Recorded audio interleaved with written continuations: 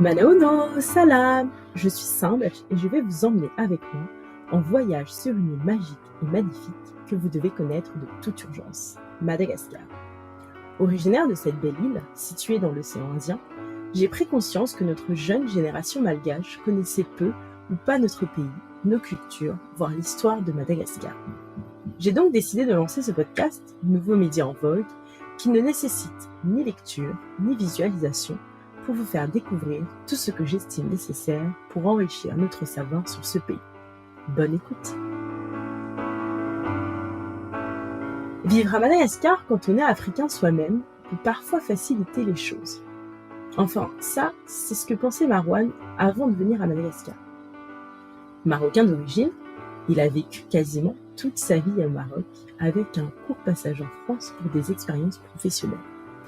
J'ai été curieuse de voir ce qu'on pensait de Madagascar et des Malagasy quand on est africain soi-même. Marwan, en tout cas, s'est complètement laissé séduire par Madagascar. Il adore la vie, la nourriture, la chaleur humaine, bref, il adore Madagascar. Dans cet épisode, on a parlé de plein de choses intéressantes, comme voyager à Madagascar, se déplacer ou encore faire du sport à Madagascar.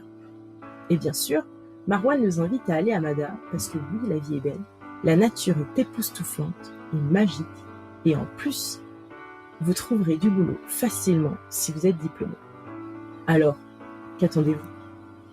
Allez, c'est parti pour cette nouvelle conversation qui pour sûr va vous donner encore envie d'aller à Mada.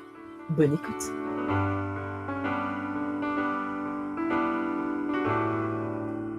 Bonjour Marwan, comment vas-tu? Bonjour Samba, je vais très bien et toi? Oui, ça va très bien, merci. Merci beaucoup d'être là avec moi aujourd'hui pour le podcast. Alors, je trouve ça très intéressant que tu sois là parce que tu es le premier Africain à venir parler de Madagascar en dehors, bien sûr, des Malgaches.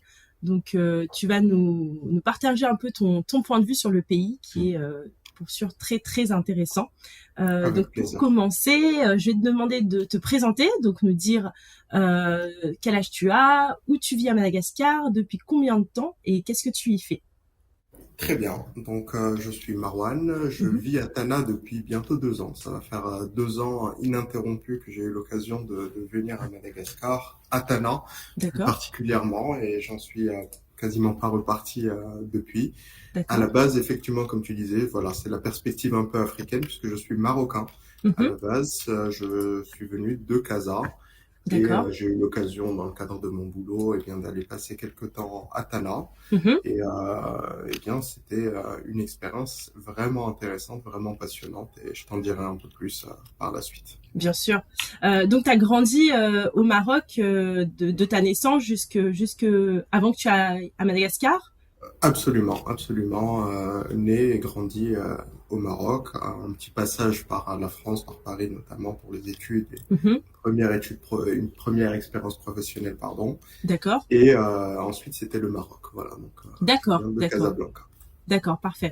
Et est-ce que tu connaissais déjà Madagascar avant de venir via des Malgaches, toi-même pour voyager? Est-ce que c'était un pays qui t'était déjà un peu familier? Alors, il y a deux choses. La première, c'est qu'il faut savoir que tous les Marocains, absolument tous les Marocains, connaissent Madagascar. D'accord. On entend beaucoup parler. Mhm. Le pays, si tu veux, est enseigné dans les manuels scolaires pour des raisons D'accord, historiques. C'est que d'accord. le roi du Maroc et le peuple a un très fort attachement à sa royauté, eh bien, Mhm. avait été exilé à Antirabé en D'accord, 1954-55 de d'accord, mémoire. Donc toute la famille royale a vécu une parenthèse malgache. Et depuis, si tu veux, les pays sont quand même liés, puisque je sais que le roi, le prince, ont gardé un souvenir très fort de Madagascar. Et du coup, les liens sont vraiment particulièrement importants.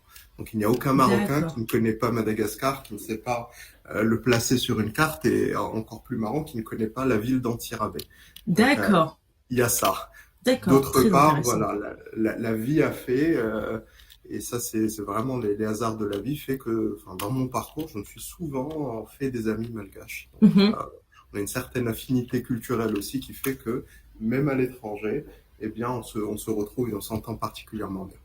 D'accord, d'accord, parfait. Donc finalement, tu connaissais un petit peu le pays. Et pourquoi tu as choisi Madagascar? Parce que c'est pas forcément le premier pays auquel on pense, surtout pour une expatriation en Afrique. Qu'est-ce qui fait que tu as atterri là, à Madagascar? À la base, j'ai pas choisi, pour être tout à fait honnête. C'est D'accord. une opportunité de travail qui fait que je devais gagner un projet dans le cadre de mon travail qui devait me Mhm. faire voyager assez régulièrement à D'accord. Madagascar. Or, le Covid a commencé à pointer le bout de son nez. Et bien, j'avais un peu le choix, soit entre travailler fortement à distance avec toutes les contraintes que ça veut dire, soit venir Mhm. passer quelques semaines, quelques mois d'affilée à Mada. Donc ça, c'était il D'accord. y a 2 ans. Et Mhm. 24 mois plus tard, j'ai passé 24 mois à Tallinn puisque la vie est particulièrement agréable. Et quand tu t'es dit, bon bah ça y est, je vais aller à Madagascar, j'accepte le projet. Quelle image t'avais du pays? Est-ce que t'étais partie un peu en étant un peu excitée, tu vas découvrir un nouveau pays? Au contraire, tu traînais un peu des pieds. T'étais dans quel mood? Je traînais un petit peu des pieds, pour ne rien te cacher, Mhm. pour deux raisons. La première, c'est mon inculture, c'est-à-dire que j'étais persuadé que voilà, qu'on allait vivre dans des conditions vraiment difficiles. Je me suis D'accord, aussi pas mal basé sur des forums d'expatriés qui sont clairement la pire manière de se renseigner sur un pays avant d'y aller, puisque ça d'accord, concentre beaucoup c'est de vrai. Mm, mm. frustration et de personnages aigris. Hein. On prend rarement son clavier pour dire à quel point son expérience est magnifique. On prend C'est son vrai. clavier quand ça se passe mal. Mhm, mhm. Quand j'ai lu les forums, et je les ai lus vraiment avec attention, j'avais l'impression que pour venir à Madagascar, il fallait que j'ai dans ma valise un bazooka pour me défendre et du PQ parce qu'on n'en trouve pas dans les supermarchés. D'accord. Et effectivement, j'ai très vite eu une claque en me rendant compte qu'on trouvait absolument tout et que la qualité de vie était très bonne. Et quand tu es arrivé, quelles étaient tes premières impressions quand tu es arrivé à l'aéroport, les premiers vraiment, tu vois, les tout premiers contacts, généralement, c'est à l'aéroport. Oui, C'est un peu le côté humain qui finalement nous donne une image du pays. Comment oui. tu as trouvé les Malgaches, du moins les locaux que tu avais vus, vraiment les premiers que tu avais vus? Alors, incroyablement gentil, limite trop. D'accord, C'est la première chose qu'on vient, puisque voilà, je dirais que nos deux peuples ont quand même des caractères qui sont diamétralement opposés. Autant on d'accord. est très calme, mesuré, posé à Madagascar, c'est comme ça que je le sens. Autant Mhm. on est un peu plus sanguin et un peu plus direct hein, au Maroc et dans les autres pays méditerranéens. Donc c'est la gentillesse et le calme. D'accord. Donc je me rappelle que la première chose qui m'avait choqué, mais c'est choqué, hein, le mot, c'était fort. C'est-à-dire Mhm. que Mhm. en partant de l'aéroport, en allant en ville, donc naturellement, je passe par la case embouteillage. Et à un D'accord. moment, je suis choqué de voir que personne ne klaxonne. Je me dis, c'est incroyable, les gens sont incroyablement zen dans ce pays. Et c'était le cas. C'était vrai. D'accord. Parce qu'au Maroc, c'est comment? Ah bah, tu vas pouvoir l'entendre bientôt. Hein. Là, je m'y trouve en ce moment pour un déplacement professionnel. Tu vas bientôt entendre D'accord. les klaxons qui vont commencer. C'est D'accord. beaucoup plus nerveux, disons. D'accord, d'accord, parfait. Et donc du coup, tu commences à t'installer un peu à Madagascar. Au niveau du paysage, de la ville, vraiment de Tana, la capitale, euh, comment t'as trouvé la ville? Je dirais compliqué. C'est-à-dire Mhm, que au démarrage, il m'a fallu minimum un bon mois, si ce n'est plus, pour commencer à me retrouver spatialement dans la ville. C'est une capitale qui est assez atypique puisque mhm. au final, il y a beaucoup de petites rues étroites, de pentes. Il faut bien maîtriser son démarrage en côte quand on conduit. Il Oula, y a c'est pas beaucoup de pour moi sens ça. uniques. Voilà. C'est des sens uniques. Il y a des choses qui sont assez complexes. Hein. Parfois, pour aller à un endroit, eh bien, ça prend 1 minute aller, 45 minutes retour. C'est très voilà. Donc, j'ai très vite vu aussi que voilà, prendre des sens interdits, c'était pas bien vu ici. C'était moins toléré que là d'où je viens. Donc, il D'accord, faut il faut connaître bien la ville. La ville n'est pas facile à lire d'un point de vue strictement urbanistique, si tu vois ce que je veux dire. Voilà. d'accord, d'accord. Ça a pris du temps. Voilà. Et tout ce qui est ton intégration, on va dire, parce que quand on arrive dans un pays, tu sais, il y a souvent le choc culturel qui est plus ou moins fort, hein. selon le pays Ouais. selon le pays dans lequel on arrive et selon le pays duquel on vient. Ouais. Pour toi, comment ça s'est passé le choc culturel et puis vraiment le fait que tu t'y sentes bien à Tana? Alors, c'est déjà venu, je pense, d'un choix délibéré de mon Mhm. côté. En me renseignant un petit peu, j'avais l'impression qu'il n'y avait qu'une seule option décente de quartier pour se loger, c'est Yvange, D'accord, quartier résidentiel, expat-ville, pour pas dire ghetto d'expat. Donc, d'accord, en bon marocain, à chaque fois qu'on me donne un seul choix, je le challenge et je fais pas ça. Donc, j'ai d'accord, plutôt fait le choix de vivre en centre-ville, plutôt dans une zone où il n'y a pas d'étrangers, et d'accord, vivre vraiment au contact de mes voisins, des autres concitoyens malgaches. Mes amis, j'ai très vite été onboardé par de vieux amis à moi qui ont fait le choix de retourner vivre à Madagascar. d'accord. C'est mes premiers contacts, mes premiers amis qui m'ont fait rencontrer d'autres amis également. Donc j'ai fait le choix très délibéré de ne pas être dans la bulle d'expatriés. Et j'ai pu le faire avec une facilité incroyable, énormément d'amis à Tana en quelques jours, quelques semaines. Et ça, c'est fantastique. D'accord. Et du coup, concernant les expatriés, j'avais une question parce que généralement, quand tu vas dans un pays, tu vois, t'as ceux qui, au contraire, donc dans ton cas, chercheraient des Marocains ou des Français parce que tu y as vécu, donc tu connais plus ou moins la culture pour vraiment être plus à l'aise et vivre un peu mieux ton intégration. Et t'en as d'autres qui, comme toi, veulent être avec les locaux. Les expats dont tu parles, par exemple, à Madagascar, il y en a qui ont une image assez négative, d'autres invités que j'ai reçus dans le podcast, qui disent qu'ils se mélangent pas, qu'ils s'intègrent pas vraiment à la culture. Toi, ton point de Ouais. vue par rapport à ça, c'est quoi? Globalement, c'est quand même souvent ça, hein. C'est-à-dire que le profil D'accord. moyen de l'expat, je vais dire c'est l'expat qui a tendance à venir dans un pays parce que sa grosse multinationale, son institution ou son pays l'ont envoyé. C'est des Mhm, profils de gens qui viennent avec leur famille, qu'on a un peu sorti de leur univers, de leur cocon, de leur microcosme, mais mhm, qui ont pas spécialement un caractère aventureux. Donc ils viennent, ils inscrivent leurs enfants à l'école française, ils mhm. fréquentent les parents d'élèves de l'école française, et voilà, ça manquait un petit peu de sel, là, si tu veux. Donc ils n'aspirent pas, si tu veux, souvent, je suis navré de généraliser un peu, donc, Mhm. c'est très probablement faux pour un grand nombre d'entre eux, Bien mais sûr, bien il y sûr. en a beaucoup qui sont un petit peu plan-plan, train-train, routine, et qui du coup D'accord, correspondaient pas à nos attentes et nos aspirations. d'accord, d'accord. Et avant Madagascar et autre que le Maroc, est-ce que tu avais déjà voyagé en Afrique ou travaillé en Afrique ou pas du tout? J'ai eu l'occasion de travailler alors en Tunisie. D'accord.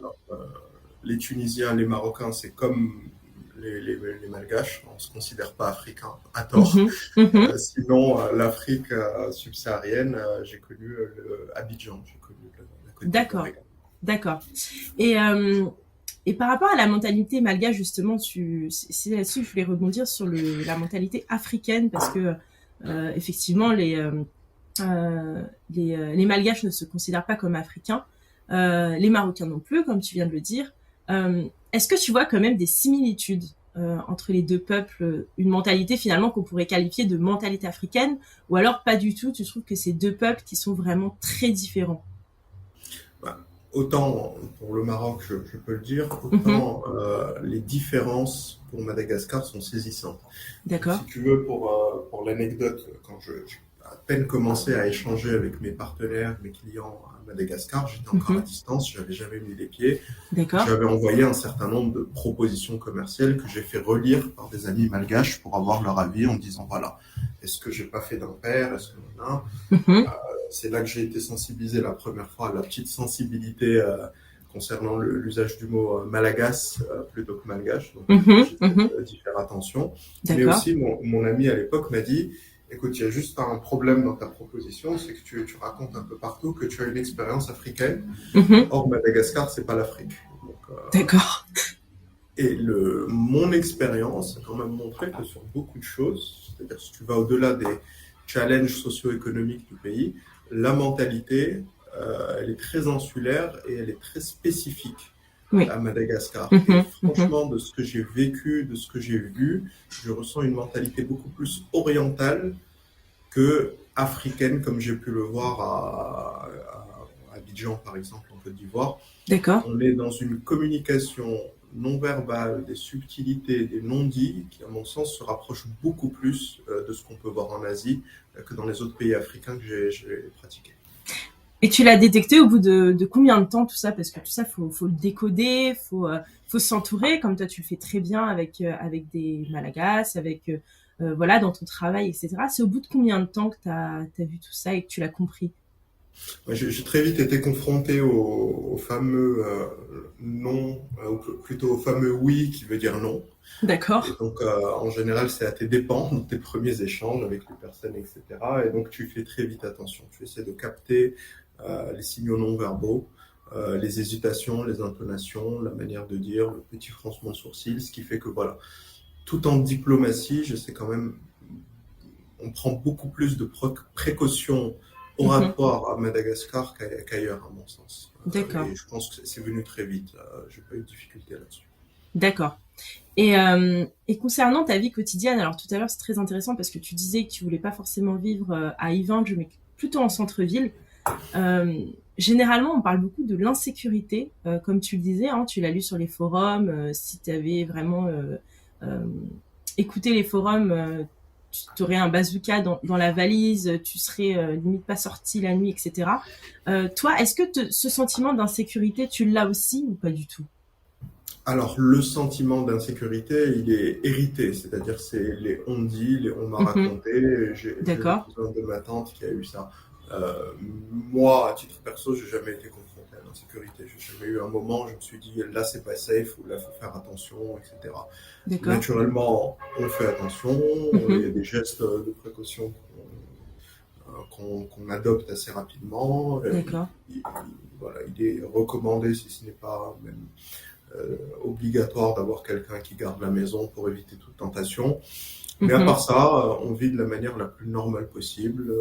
Donc pas de, vraiment pas de, on s'interdit pas de vivre à cause de ça.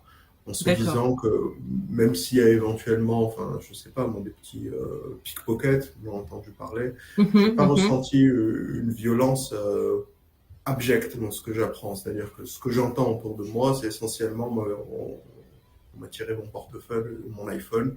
Je me Mhm. dis, ce serait dommage de s'empêcher de vivre juste pour pas perdre un téléphone qui sera démodé dans 6 mois. Donc, D'accord. D'accord. vie strictement normale et à date, ça fait 2 ans de vie, on dirait assez pleine, hein, chargée, en sortant tous les jours, en faisant de la moto tous les jours, en se voyageant sans Mhm. restriction. Jamais eu le moindre problème. Alors justement, parle-nous un peu de tes voyages parce que tu m'as dit que tu avais pas mal voyagé à moto. Raconte-nous un peu ce que tu as vu, où est-ce que tu étais, quelles étaient tes premières impressions sur la nature à Madagascar. Oui, effectivement, j'ai très vite fait le choix de découvrir Madagascar à moto, parce que Mhm. le pays s'y prête particulièrement, hein, d'une part, à cause des embouteillages déjà, donc ça c'est Ouais, le premier argument. Le deuxième, c'est avec toutes les belles nationales qu'on peut faire, d'accord, certaines plus ou moins praticables et tout.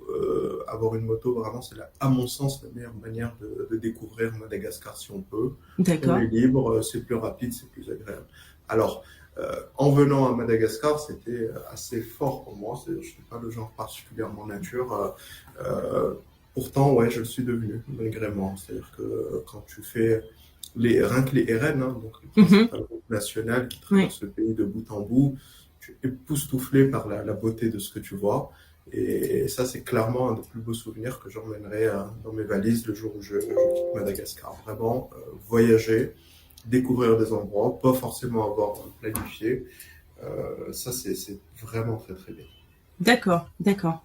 Et justement, concernant maintenant, si on fait un peu le parallélisme entre Marwan qui devait aller à Mada, qui était pas trop motivé et qui aujourd'hui se projette un peu plus que 2 ans à Mada, peut-être.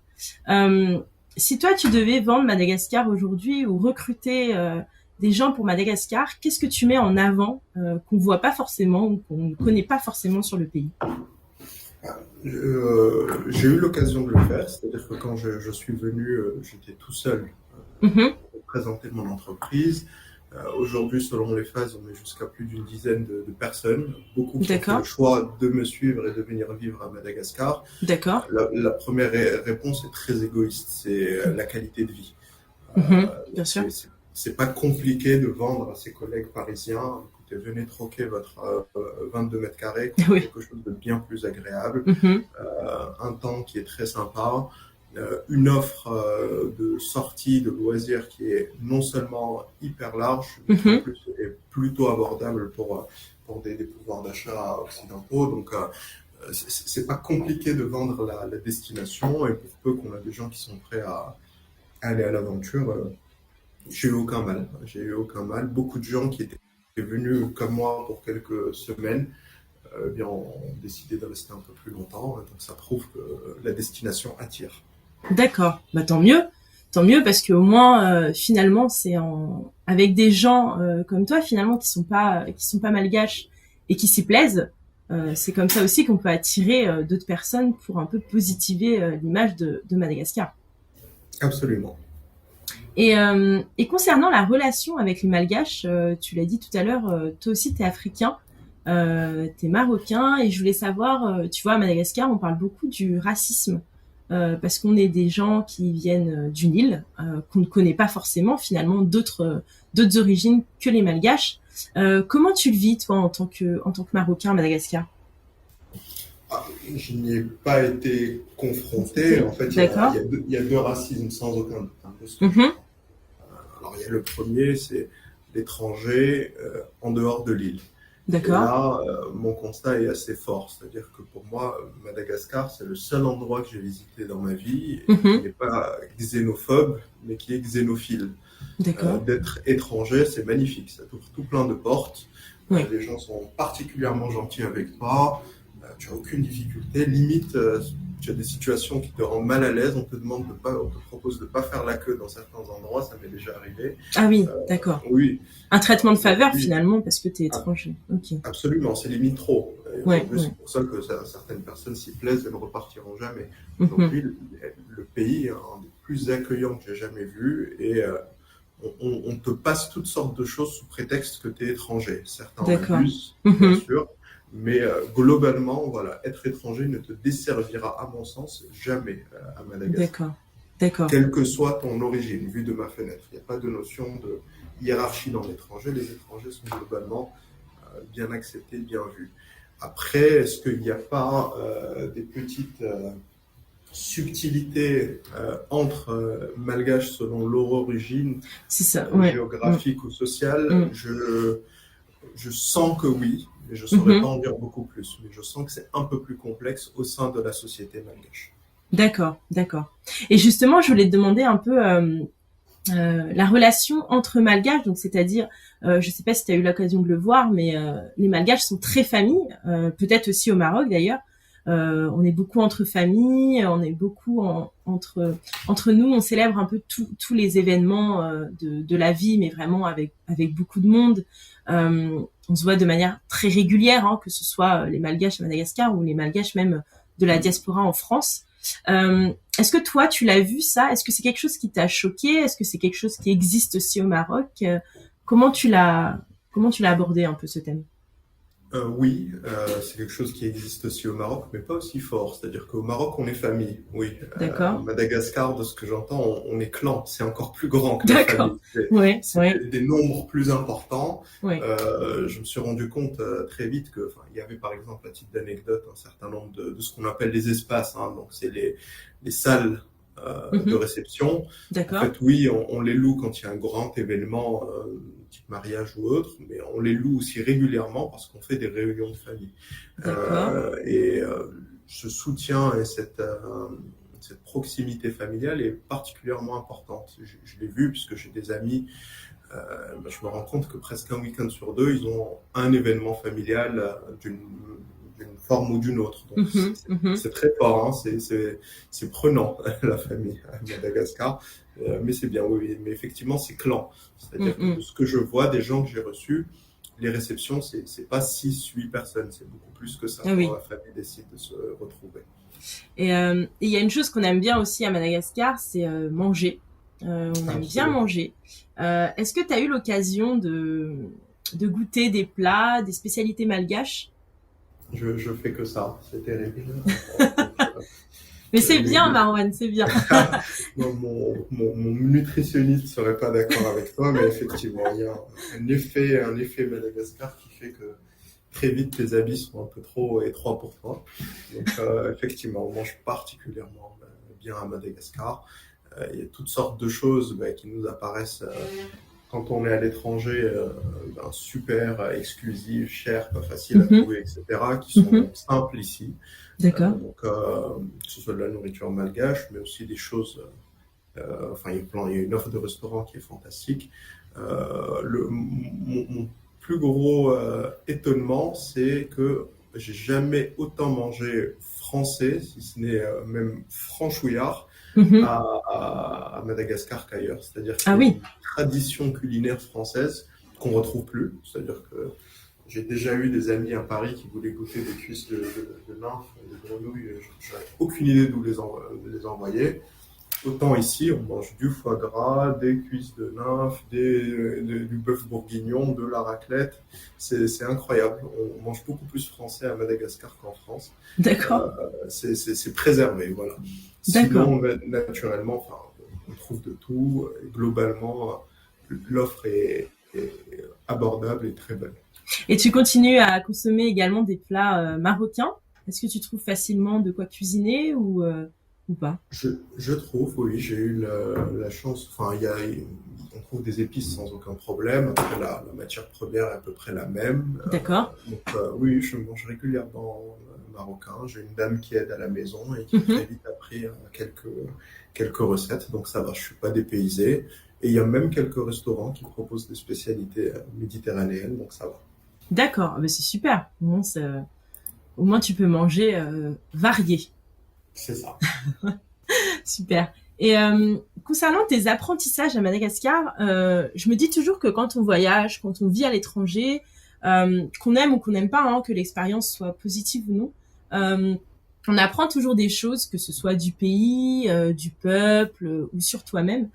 Toi, si tu devais tirer un peu des apprentissages de ton expérience à Madagascar, euh, quels seraient tes types d'expériences? Alors, je vais être terriblement, horriblement cliché. Je vais dire que ça m'a appris à ralentir un peu. Donc, le fameux mot amour. Oui. Au Mhm. début, ça frustre et au bout d'un moment, on s'y fait et c'est ce que je recommande. Il D'accord. faut s'y faire un petit peu. Il faut l'accepter et tout de suite, on se sent mieux. Donc, il y a ça. J'ai appris à ralentir un peu, à être peut-être parfois moins impatient. Et ça, c'est bien. C'est bénéfique pour D'accord. toi en tant que personne. Mon deuxième plus gros apprentissage est dans la communication. Comme je te le Mhm. disais, j'ai très vite Mhm. vu qu'ici c'était important, enfin, qu'on ne pouvait pas communiquer n'importe où. C'est D'accord. facile de vexer quelqu'un, c'est facile de mal comprendre quelque chose ou de mal véhiculer quelque chose. Euh, j'ai appris de mes amis, de mes collègues et de mes clients malgaches un certain, une certaine manière de s'exprimer, un certain art oratoire. C'est important ici.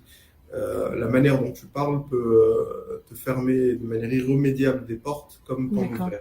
Oui. J'ai vu qu'il y avait, par exemple, c'est le truc la place dans la culture du kabar, de l'art Mhm. oratoire, du Mhm. discours, de la manière Mhm. d'apporter des choses. Et c'est important et je pense que j'ai appris quelques éléments de ça. Donc D'accord. aujourd'hui, je fais très attention à la manière dont je m'exprime et ça me permet souvent de débloquer des situations, d'avancer au travail notamment. D'accord. D'accord. Très bien. La mentalité Mouramour, est-ce que tu peux expliquer un peu ce que c'est pour ceux qui savent pas? Non, alors je sais pas traduire littéralement, mais c'est Mhm. voilà, doucement, doucement, Doucement, oui, c'est pas ça. trop vite. C'est Voilà, ça. exactement. Donc la notion d'urgence est un peu plus relative, je dirais, à Madagascar. D'accord. Sans tomber dans le cliché, hein, j'ai horreur des Oui, clichés, oui, oui, bien sûr. mais bon, c'est vrai que souvent, et bon, peut-être un peu moins dans le travail, mes projets, mes missions, mais Mhm. souvent dans les interactions qu'on a, eh bien, on est un peu plus détendu, un peu moins pressé, Mhm. et je fais souvent figure d'impatient quand je me laisse aller. Donc c'est D'accord. vrai que ici, le temps est un petit peu plus, il s'écoule un peu plus lentement. Et ça, c'est pas désagréable. Voilà. D'accord, parfait. Pour terminer, Marouane, j'avais 3 petites questions pour toi. La première, qu'est-ce qui te retient aujourd'hui à Madagascar? J'ai envie de dire à peu près tout. Aujourd'hui, vu de ma fenêtre, très égoïstement, tous mes indicateurs sont au vert. Quand j'ai par exemple des amis qui viennent de l'étranger, me disent de quoi tu as besoin, la réponse c'est rien. J'ai tout, que ce soit matériellement ou même d'un point de vue aussi personnel, épanouissement, les amis, les sorties, les voyages, le sport. Donc, que demander de plus? Donc, aujourd'hui, voilà, vraiment, no regrets. Et comme dit la blague, tant que je gagne, je joue. Donc, pour l'instant, je n'ai aucune raison, aucun motif de quitter Madagascar puisque ça se passe bien. Super. Deuxième question, quels sont tes conseils pour avoir une vie épanouie à Madagascar? Oui, mon conseil, alors j'imagine qu'il s'adresse à quelqu'un qui ne vit pas à Madagascar. À moi, par exemple. Moi, voilà, je te dis, voilà, Marouane, je viens m'installer à Mada dans un mois. Qu'est-ce que tu me conseilles de faire, de pas faire? Je vais donner un conseil très lâche. Je vais dire qu'il faut transiger. Voilà. D'accord. Il ne faut pas être intransigeant, il faut savoir s'accommoder d'un certain nombre de choses. Ça veut dire que il faut avoir cette, accepter que certaines choses ne sont pas encore aux normes, au niveau de qualité, au niveau de réactivité que l'on voudrait. Donc si on est tout le temps dans un esprit de comparaison, si on est tout le temps dans un esprit d'impatience, l'expérience malgache va être mauvaise. Et si je m'adresse de manière plus spécifique donc aux personnes de la diaspora, aux personnes qui ont quitté le pays depuis longtemps et qui souhaitent revenir, là mon constat est encore plus fort. C'est ne vous plaignez de rien et ne soyez pas dans une posture de consommateur, de client. Si quelque chose ne marche pas, c'est parce que le pays manque de gens comme vous pour le réparer et pour l'arranger, pour l'améliorer. Donc, je pense que oui, il y a de belles choses à faire, il faut venir les faire. Et je suis super optimiste pour le pays à terme. D'accord. Et justement, mon dernier message, ma dernière question, pardon, c'était est-ce que tu as quelque chose à partager? Donc, comme je te l'ai dit au début, ce podcast s'adresse vraiment aux gens qui ne sont plus ou pas à Mada et qui ne connaissent pas forcément le pays. Qu'est-ce que tu aimerais leur dire? La même chose que j'ai dit à mes compatriotes au Maroc qui sont à l'étranger, on est dans une situation qui est similaire. La même chose que je me suis dit à moi-même et que j'ai fait, c'est rentrer.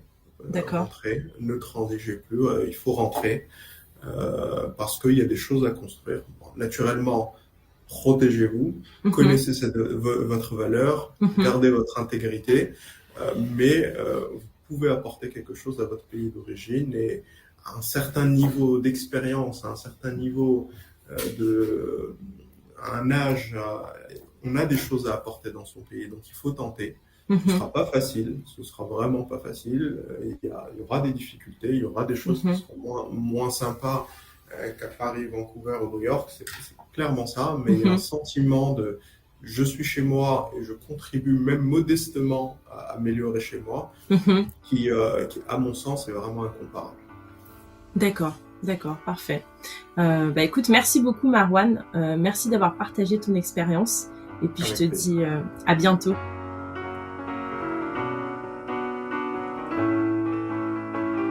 Ça y est, c'est la fin de l'épisode. Merci de m'avoir écouté jusqu'ici. Je profite de ce moment pour vous dire que le podcast ne fait que commencer et j'ai vraiment hâte de rencontrer de nouveaux malgaches à travers le monde qui veulent nous partager leurs expériences.